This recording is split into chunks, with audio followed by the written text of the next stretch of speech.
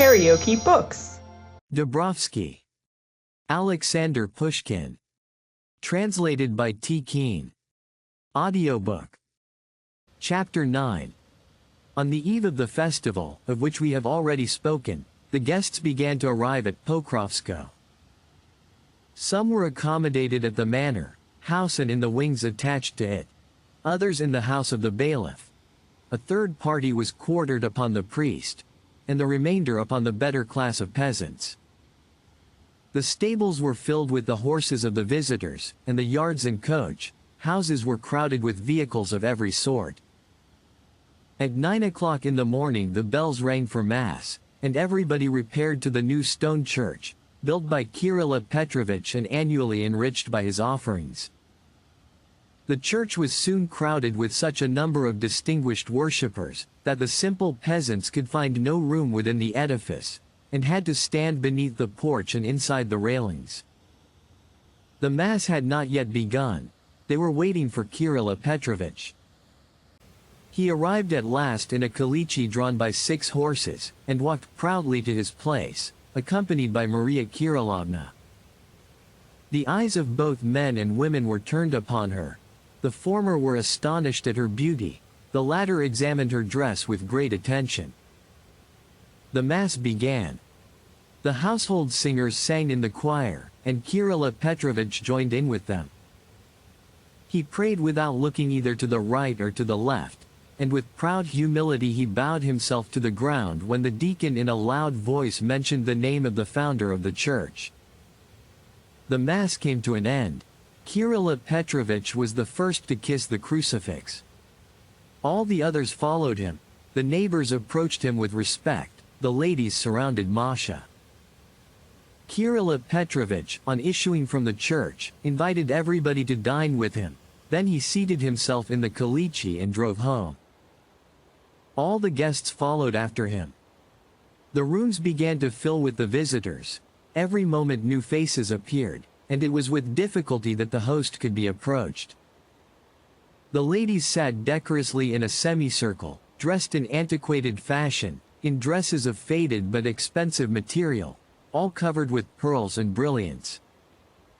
The men crowded round the caviar and the vodka, conversing among themselves with great animation. In the dining room the table was laid for 80 persons. The servants were bustling about, arranging the bottles and decanters and adjusting the table cloths. At last the house steward announced that dinner was ready. Kirill Petrovich went first and took his seat at the table. The ladies followed after him, and took their places with an air of great gravity, observing a sort of precedence as they did so. The young ladies crowded together like a timid herd of kids, and took their places next to one another. Opposite to them sat the gentlemen.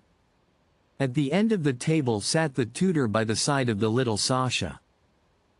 The servants began to pass the plates round according to the rank of the guests. When they were in doubt about the latter point, they allowed themselves to be guided by instinct, and their guesses were nearly always correct. The noise of the plates and spoons mingled with the loud talk of the guests. Kirill Petrovich looked gaily round his table and thoroughly enjoyed the happiness of being able to provide such a hospitable entertainment.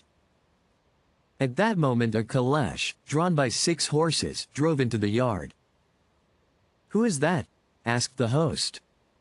"Anton Pafanautic," replied several voices.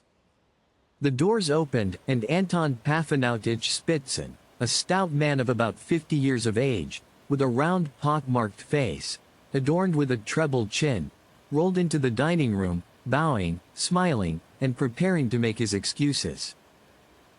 "A cover here," cried Kirill Petrovich. "Pray sit down, Anton Pafanautic, and tell us what this means. You were not at my Mass, and you are late for dinner. This is not like you. You are devout, and you love good cheer." "Pardon me," replied Anton Pafanautic, fastening his serviette in the button-hole of his coat. "Pardon me, little Father Kirill Petrovich, I started early on my journey, But I had not gone 10 versts, when suddenly the tire of the front wheel snapped in two. What was to be done? Fortunately it was not far from the village. But by the time we had arrived there, and had found a blacksmith, and had got everything put to rights, 3 hours had elapsed. It could not be helped. To take the shortest route through the wood of Kistanevka, I did not dare, so we came the longest way round. Interrupted Kirilla Petrovich, it is evident that you do not belong to the brave 10. What are you afraid of? How, what am I afraid of, little Father Kirilla Petrovich? And Dubrovsky? I might have fallen into his clutches. He is a young man who never misses his aim. He lets nobody off, and I am afraid he would have flayed me twice over, had he got hold of me. Why, brother, such a distinction? Why, Father Kirilla Petrovich? Have you forgotten the lawsuit of the late Andrei Gavrilovich? Was it not I who, to please you, that is to say, according to conscience and justice, showed that Dubrovsky held possession of Kistanevka without having any right to it, and solely through your condescension? And did not the deceased, God rest his soul, vow that he would settle with me in his own way, and might not the son keep his father's word? Hitherto the Lord has been merciful to me. Up to the present they have only plundered one of my barns, but one of these days they may find their way to the manor house, where they would find a rich booty, observed Kirilla Petrovich. I have no doubt that the little red cash box is as full as it can be. Not so, Father Kirilla Petrovich, there was a time when it was full, but now it is perfectly empty. Don't tell lies, Anton Pafanautovich. We know you. Where do you spend money? At home you live like a pig, you never receive anybody, and you fleece your peasants. You do nothing with your money but hoard it up. You are only joking, Father Kirilla Petrovich, murmured Anton Pafanautovich, smiling. But I swear to you that we are ruined, and Anton Pafanautovich swallowed his host's joke with a greasy piece of fish pasty. Kirilla Petrovich left him and turned to the new sheriff, who was his guest for the first time and who was sitting at the other end of the table, near the tutor. Well, Mr. Sheriff, give us a proof of your cleverness. Catch Dubrovsky for us. The sheriff looked disconcerted, bowed, smiled, stammered, and said at last, We will try, Your Excellency. H.M. We will try. You have been trying for a long time to rid our country of brigands. Nobody knows how to set about the business. And, after all, why try to catch him? Dubrovsky's robberies are a blessing to the sheriffs. What with investigations, traveling expenses, and the money they put into their pockets. He will never be caught. Why should such a benefactor be put down? Isn't that true, Mr. Sheriff? Perfectly true, Your Excellency, replied the completely confused sheriff. The guests roared with laughter. I like the fellow for his frankness, said Kirilla Petrovich, but it is a pity that our late sheriff is no longer with us. If he had not been burnt, the neighborhood would have been quieter. And what news of Dubrovsky? Where was he last seen? At my house, Kirilla Petrovich, said a female voice. Last Tuesday he dined with me. All eyes were turned towards Anna Savishna Globova, a very simple widow, beloved by everybody for her kind and cheerful disposition. Everyone prepared to listen to her story with the deepest interest. You must know that 3 weeks ago I sent my steward to the post with a letter for my Vaniusha. I do not spoil my son, and moreover I haven't the means of spoiling him, even if I wished to do so. However, you know very well that an officer of the guards must live in a suitable style, and I share my income with Vaniusha as well as I can. Well, I sent 2,000 rubles to him, and although the thought of Dubrovsky came more than once into my mind, I thought to myself, the town is not far off, only 7 versts altogether, perhaps God will order all things for the best. But what happens? In the evening my steward returns, pale, tattered, and on foot. What is the matter? What has happened to you? I exclaimed. Little Mother Anna Savishna, he replied, the brigands have robbed and almost killed me. Dubrovsky himself was there, and he wanted to hang me, but he afterwards had pity upon me and let me go. But he plundered me of everything, money, horse, and cart. A faintness came over me. Heavenly Lord! What will become of my Venusia? There was nothing to be done. I wrote a fresh letter, telling him all that had happened, and sent him my blessing without a farthing of money. 1 week passed, and then another. Suddenly, one day, a caleche drove into my courtyard. Some general asked to see me.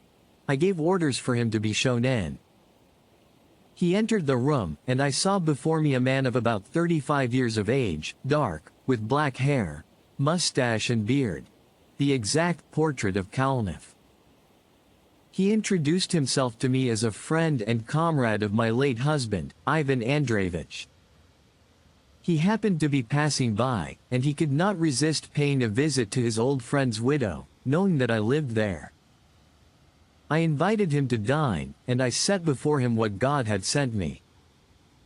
We spoke of this and that, and at last we began to talk about Dubrovsky. I told him of my trouble.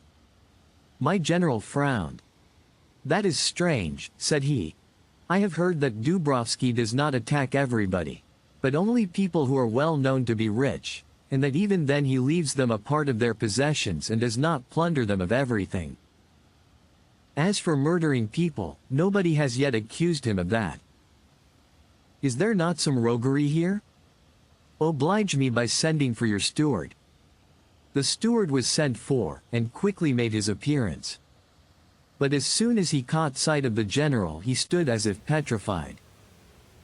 Tell me, brother, in what manner did Dubrovsky plunder you, and how was it that he wanted to hang you? My steward began to tremble and fell at the general's feet. Little father, I am guilty. The evil one led me astray. I have lied. If that is so, replied the general, have the goodness to relate to your mistress how it all happened, and I will listen. My steward could not recover himself. Well, then, continued the general, tell us where you met Dubrovsky. At the 2 pine trees, little father, at the 2 pine trees. What did he say to you? He asked me who I was, where I was going, and why. Well, and after that? After that he demanded the letter and the money from me, and I gave them to him. And he? Well, and he? Little father, pardon me. Well, what did he do? He returned me the money and the letter, and said, go, in the name of God, and put this in the post. Well. Little father, pardon me. I will settle with you, my pigeon, said the general sternly. And you, madam, order this scoundrel's trunk to be searched, and then give him into my hands. I will teach him a lesson. I guessed who His Excellency was, but I did not make any observation. The coachman tied the steward to the box of the caleche. The money was found. The general remained to dine with me, and departed immediately afterwards, taking with him my steward. The steward was found the next day in the wood, tied to an oak, and as ragged as a lime tree. Everybody listened in silence to Anna Savishna's story, especially the young ladies.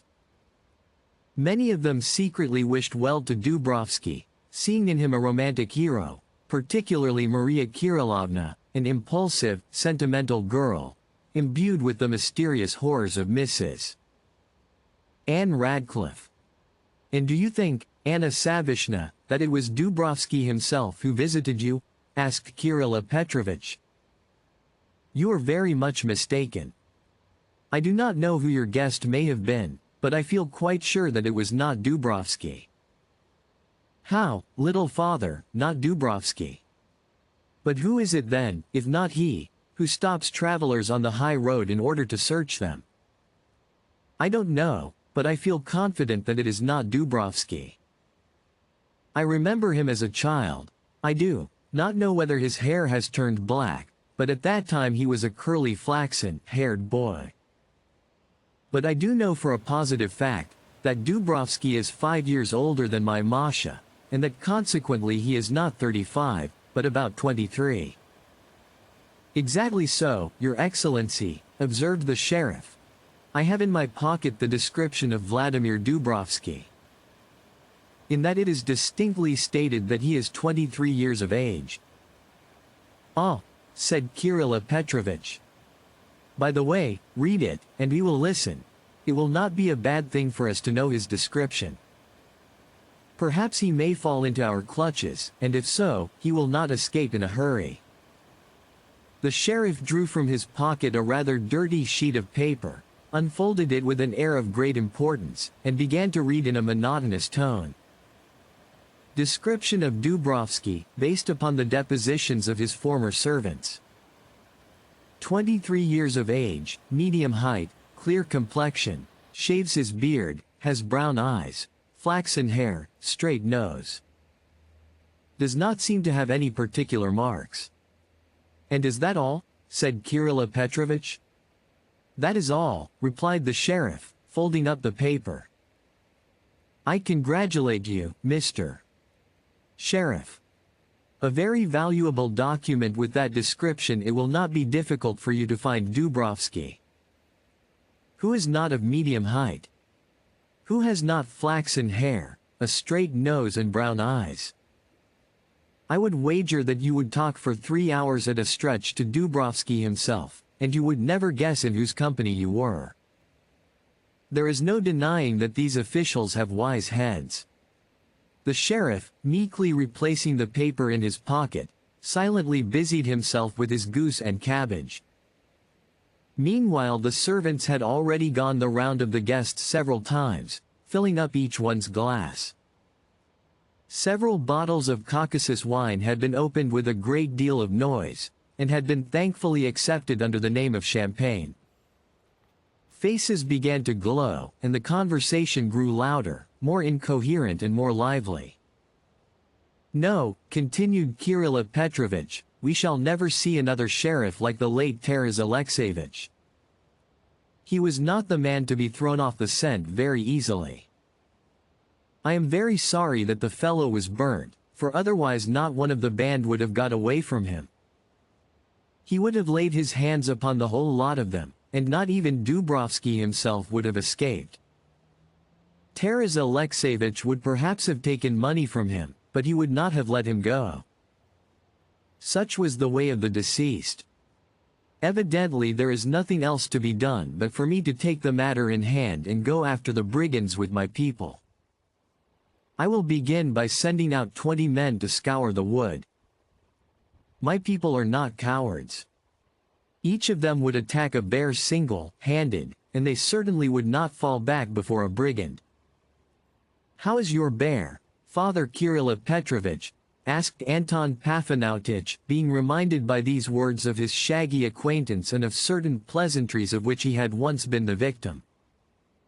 Misha wishes you a long life, replied Kirill Petrovich. He died a glorious death at the hands of the enemy. There is his conqueror. Kirill Petrovich pointed to the French tutor. He has avenged you, if you will allow me to say so. Do you remember? How should I not remember? Said Anton Pafanautic, scratching his head. I remember it only too well. So Misha is dead. I am very sorry for Misha. Upon my word, I am very sorry. How amusing he was. How intelligent. You will not find another bear like him. And why did Monsieur kill him? Kirill Petrovich began, with great satisfaction, to relate the exploit of his Frenchman, for he possessed the happy faculty of boasting of everything that was about him. The guests listened with great attention to the story of Misha's death, and gazed in astonishment at Deforge, who, not suspecting that his bravery was the subject of conversation, sat tranquilly in his place, giving advice to his restive pupil. The dinner, after lasting about 3 hours, came to an end. The host placed his serviette upon the table, and everybody rose and repaired to the parlor, where awaited them coffee, cards, and a continuation of the carouse so excellently begun in the dining room. If you liked what you heard, please subscribe to the channel.